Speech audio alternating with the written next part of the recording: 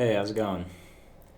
So, there seems to be a lot of interest in the space for how to build a dApp or how to build a decentralized application. And so many people want to know how to do it, and there isn't a single process or a set way of doing it because when you say you want to build a dApp, that could mean anything. That could mean a decentralized exchange. It could be a new token. It could be a web app that interacts with different blockchains. It could be all kinds of different applications.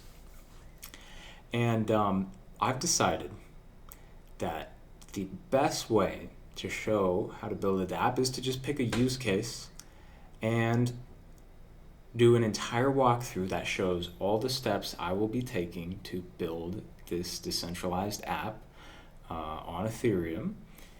And we're just going to start from the very beginning, show all the steps in the middle, and get to the very end. So I've got here in front of me the wRAPT.ETH website.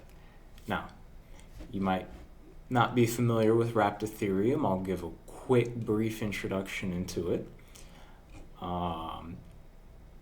Wrapped Ethereum is an ERC20 token.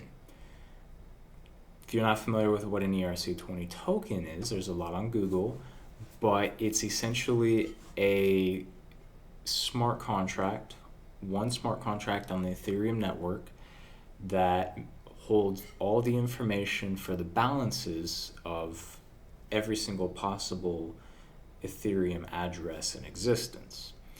And if you have Ethereum, it's not necessarily an ERC20 token, so what you're doing is you're using a smart contract to convert Ethereum into something that can be used as an ERC20 token. So the wrapped Ethereum, the wETH, is the ERC20. Here it goes. And then when you want to get your ETH back, you give them back the wETH. So you start out with ETH. You throw it into the smart contract, out comes wETH. You throw the wETH back, you burn it, out comes your Ethereum back. So that's the gist of it, right? And what does this say? Whatever, just give me the ETH. Go to the Radar Relay or OX portal to use their interface. And we've got the OX portal. We've got wrapped Ethereum. We've got Radar Relay. This is a decentralized exchange. And you know what? We're going to build it ourselves because, after all, the wrapped Ether smart contract is a publicly accessible smart contract, and we can simply build an interface all on our own and interact with it directly. We don't need these third-party providers like Radar Relay or OX portal to actually interact with it.